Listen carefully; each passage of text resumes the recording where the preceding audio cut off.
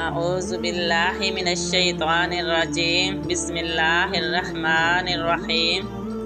صدیوں پہلے کائنات میں ایک ایسا بے مثال پھول کھلا کہ جس کی پاکیزہ خوشبو نے زمانے میں پھیلی کفر و شرک اور ظلم و زیادتی کی بدبو کو ایمان و اسلام اور امن و سلامتی سے تبدیل کرنا شروع کر دیا۔ ویڈیو میں آگے بڑھنے سے پہلے ہمارے چینل کو سبسکرائب اور ساتھ میں اس ویڈیو کو لائک ضرور کر دیں۔ ہمارے چینل کو سبسکرائب کرنا مت بھولیں۔ اس گل کی خوشبو صدیاں گزرنے سے کم نہیں بلکہ تیز سے تیز تر ہوتی چلی جا رہی ہے اور قیامت تک ہوتی رہے گی۔ وہ بے مثال گل سیدہ آمنہ کے پھول والد سیدہ بطول یعنی ہمارے پیارے رسول صلی اللہ علیہ وآلہ وسلم ہیں۔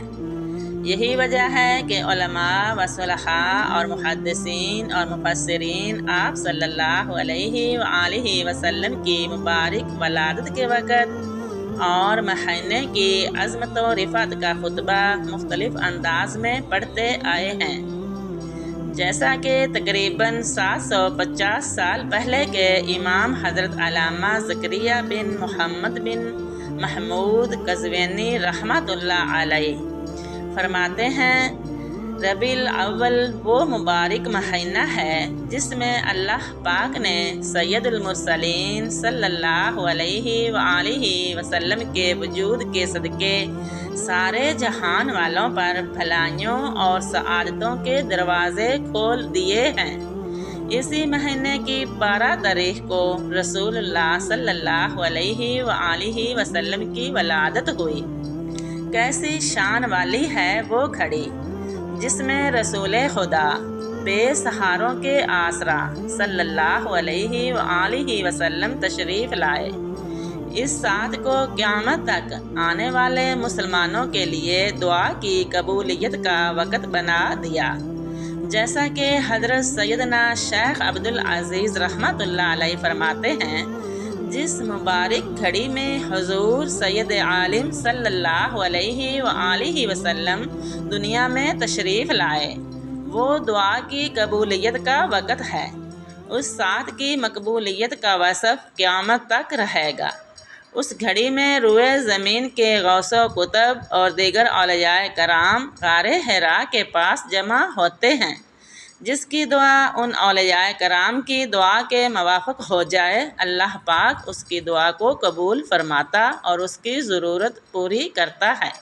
حضرت شیخ عبدالعزیز رحمۃ اللہ علیہ اکثر اپنے مریدوں کو اس مبارک وقت میں قیام کی ترغیب ارشاد فرمایا کرتے تھے، اسی لیے عاشقان رسول اس رات کو عبادات، نوافل اور ذکر و اذکار میں گزارتے اور صبح و صادق کے وقت دعا کا اہتمام کرتے ہیں۔ وہ مکان بڑی برکتوں کا خزینہ ہے کہ جہاں ہم آپ صلی اللہ علیہ وآلہ وسلم دنیا میں جلوہ گر ہوئے، اسی لیے علماء محدثین یہاں حاضری دیتے اور برکات پاتے ہیں، جیسا کہ تقریباً 826 سال پہلے کے بزرگ حضرت علامہ ابو الحسین محمد بن احمد رحمۃ اللہ علیہ اس مکان اقدس کا ذکر کرتے ہوئے لکھتے ہیں، وہ مقدس جگہ جہاں ایک ایسی سعادت والی بابرکت گھڑی میں نبی پاک صلی اللہ علیہ وآلہ وسلم کی ولادت ہوئی، جنہیں اللہ تعالیٰ نے تمام جہانوں کے لیے رحمت بنا دیا۔ اس بابرکت جگہ پر چاندی چڑھائی گئی۔ یہ جگہ یوں لگتی ہے جیسے پانی کا چھوٹا سا حوض ہو جس کی سطح چاندی کی ہو۔ اس مٹی کی کیا بات ہے جس سے اللہ پاک نے سب سے پاکیزہ جسم والے خیر الانام صلی اللہ علیہ وآلہ وسلم کی جائے ولادت ہونے کا شرف بخشا۔ یہ مبارک مکان ربیع الاول میں پیر کے دن کھولا جاتا ہے، کیونکہ ربیع الاول حضور اکرم صلی اللہ علیہ وآلہ وسلم کی ولادت کا مہینہ اور پیر ولادت کا دن ہے۔ لوگ اس مکان میں برکتیں لینے کے لیے داخل ہوتے ہیں۔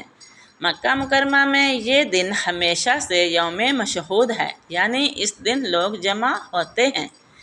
ایک اور مقام پر آپ رحمۃ اللہ علیہ فرماتے ہیں، خاص وہ جگہ جہاں ولادت مبارک ہوئی تھی وہ تقریباً 3 بلشت کا چھوٹے حوض جیسا چبوترا ہے، اور اس کے درمیان سبز رنگ کا 2/3 بلشت برابر سنگ مرمر کا ایک ٹکڑا ہے جس پر چاندی چڑھی ہوئی ہے، اور اس چاندی سمیت اس کی لمبائی 1 بلشت ہے۔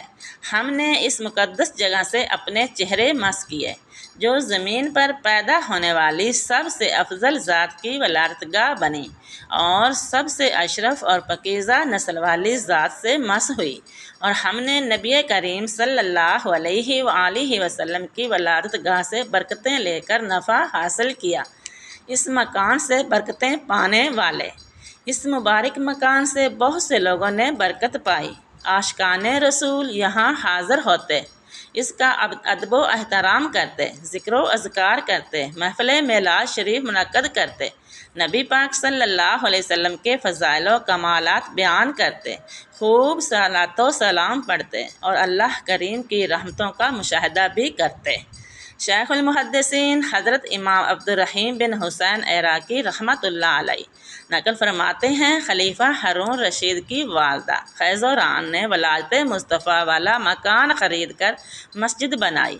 اس سے پہلے جو لوگ اس میں رہتے تھے ان کا بیان ہے، اللہ پاک کی قسم اس گھر میں ہمیں نہ کوئی مصیبت آئی نہ کسی چیز کی حاجت ہوئی۔ جب ہم یہاں سے چلے گئے تو ہم پر زمانہ تنگ ہو گیا۔